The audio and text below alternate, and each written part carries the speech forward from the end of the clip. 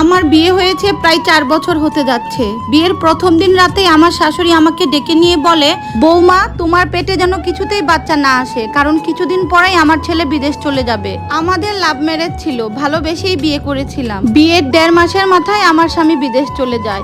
আমার স্বামীকে আমি অনেকবার মানা করেছিলাম যেন সে বিদেশ না যায়, দেশে বসে যতটুকু ইনকাম করবে ততটুকু নিয়েই আমি খুশি থাকবো। কিন্তু আমার শাশুড়ি এতে বারবার বাধা দেয়, আর আমার স্বামী আমাকে কথা দিয়ে গিয়েছিল 1 বছরের মধ্যেই সে দেশে ফিরে আসবে। কিন্তু আজ 4.5 বছর পার হয়ে যাওয়ার পরেও সে এখনো দেশে আসতে পারেনি। দেশে না আসার কারণ হলো তার মা বাবা আর তার বোন। যাওয়ার পর প্রথম বছর যখন আমার স্বামী দেশে আসতে চায়, তখন তার মা বলে তোর বোনের বিয়ে ঠিক হয়ে গিয়েছে, আগে তোর বোনটাকে বিয়ে দে, তারপর দেশে আসিস। আমার শ্বশুর বাড়ির নিয়ম অনুযায়ী গ্রামের মেয়েদের সকালে দেখতে আসলে বিকালেই বিয়ে, মানে সকালে যদি যাওয়ার পর কোনো মেয়েকে পছন্দ হয়ে যায় তাহলে বিকেলে 10-15 জন বরযাত্রী আর পুরুষ মানুষ যে মেয়েটাকে বিয়ে করিয়ে নিয়ে আসে। ঠিক আমার বিয়ের সময়ই এমন আচরণ করেছিল আমার শ্বশুর শাশুড়ি। আমার মা বাবার খুব ইচ্ছা ছিল আমাকে খুবই ধুমধাম করে বিয়ে দিবে, কিন্তু তারা বাজার থেকে কোনো রকমের একটা নর্মাল শাড়ি কিনে এনে আমাকে বিয়ে করিয়ে নিয়ে চলে আসে। এতে আমার মা বাবা কোনো ঝামেলা করেনি, কারণ আমাদের পুরো এলাকাতেই আমার এই বিয়ের কথাটা সবাই জানতো। একবার যদি আমার এই বিয়েটা ভেঙে যায় তাহলে পুরো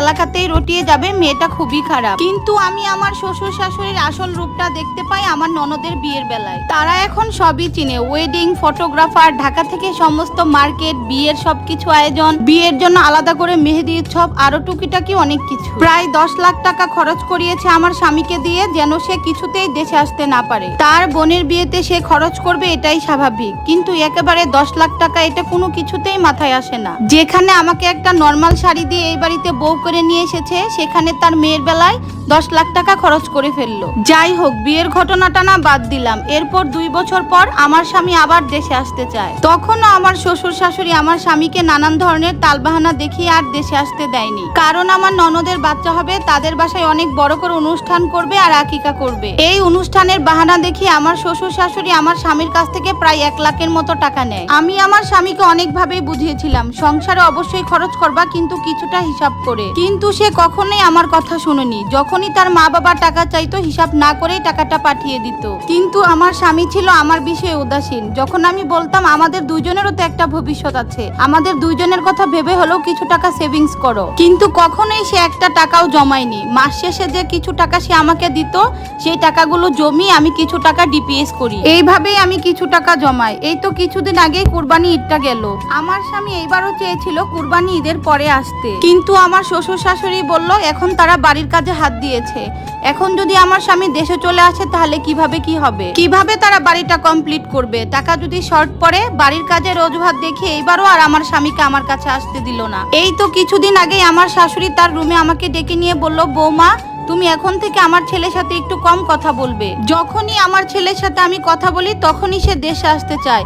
কেন তুমি আমার ছেলের কি কান ভাঙাও, রাতে কি বুঝাও তাকে? আমরা কি এখনো পর্যন্ত তোমাকে কোনো অশান্তিতে রেখেছি? তখন আমার শাশুড়ি আমাকে বলল, তোমার শ্বশুর অনেক বছর বিদেশে ছিল, আমি কিভাবে তোমার শ্বশুরকে ছাড়া এত বছর থেকেছি। হ্যাঁ এটা ঠিক, আমার শ্বশুর বিয়ের 8 বছর পর প্রবাসে গিয়েছিল, তারপর 3 বছর পরেই উনি দেশে চলে আসেন। দেশে এসে আবার তিনি 4 বছর থাকেন, তারপর অন্য আরেকটা দেশে চলে যান। আপনারাই বলেন তার সাথে আমাকে মিলাচ্ছে। আমি আমার শাশুড়ির কথাগুলো একদম চুপ করেই শুনলাম, তাকে আমি কিছুই বলিনি। কিন্তু আমার ভুল ভাঙে 5 দিন আগে। আমার ননদের হাজবেন্ডের সিলেটে পোস্টিং হয়েছে, তাই এখন উনি অন্য জেলায় যাচ্ছে। উনি যাওয়ার সময় বলেছিলেন সব গুছিয়ে রাখতে, কয়েক মাস পর আমার ননদকে তার সাথে করে নিয়ে যাবে। কিন্তু আমার ননদ কোনোভাবেই তার স্বামীকে সেখানে যেতে দিবে না যতক্ষণ না পর্যন্ত তাকে সে সেখানে না নিয়ে যায়। 5 দিন আগে আমাদের বাসায় সালিশি বসেছে, সেখানে 2 পরিবারের লোকজনই উপস্থিত ছিল। এর মধ্যেই আমার শাশুড়ি চেঁচিয়ে বলে ওঠে, জোয়ান মেয়ে জামাই ছাড়া এত তাড়াতাড়ি কিভাবে থাকবে? যাওয়ার সময় জামাই যদি তার সাথে করে তার মেয়েকে না নিয়ে যায়, তাদের মেয়েকে যেন ফেরত দিয়ে যায়। বিচার সালিশি শেষ করে আমার শাশুড়ি আমার জামাইকে আবারও ফোন দেয়, বাবা 50,000 টাকা লাগবে, তোর বোন তার জামাইয়ের সাথে সিলেটে শিফটিং হবে, তাই তার বোনের নতুন বাসা সাজাতে কিছু টাকা লাগবে। কিন্তু এবার দেখলাম আমার জামাই তার মায়ের সাথে ঝগড়া করছে, অনেকক্ষণ তর্ক বিতর্ক হলো, মানে টাকা পাঠাতে চাচ্ছিল না। তোমার মেয়ে সংসার তোমার মেয়ে সাজাবে। অনেক ঝামেলার পর অবশেষে আমার আমার জামাই মাত্র 20,000 টাকার মতো পাঠিয়েছিল। কারণ এইসব আমি আমার স্বামীর সাথে কোনো কিছুই বলতাম না, আমি আমার স্বামীর সাথে একদম কথা বলতাম না। আমি এইসব দেখে ভাবলাম আমার স্বামী হয়তো বা আগামী 5 বছর আর দেশে আসতে পারবে না। বেশ কয়েকদিন যাবত এইসব বিষয় নিয়ে আমি আমার স্বামীর সাথে একদমই কথা বলি না। গতকাল সন্ধ্যায় আমার স্বামী আমাকে অনেকবার ফোন দেয়, আমি ফোনটা রিসিভ করতেই সে হাউমাউ করে কান্না করে দেয়। কারণ পুরুষ মানুষ তো প্রবাসে থাকে, সহজে কারোর সাথে কান্না করতে চায় না। কান্না করতে করতে আমাকে বলল আমি অনেক বছর যাবত প্রবাসে আছি, তারপরও আমার মা বাবা একটা বারের জন্য আমাকে ফোন দিয়ে বলল না বাবা তুই দেশে ফিরে আয়। আমার বোনের বিয়ে হলো, আমার বোনের বাচ্চা হলো, কতগুলো ঈদ গেল, কত কিছু হয়ে গেল, তারপরও একটা বারের জন্য আমার বাবা মা আমাকে বলল না বাবা তুই দেশে আয়। জানো বউ, প্রবাসীদের সবাই টাকা দিয়েই মাপে।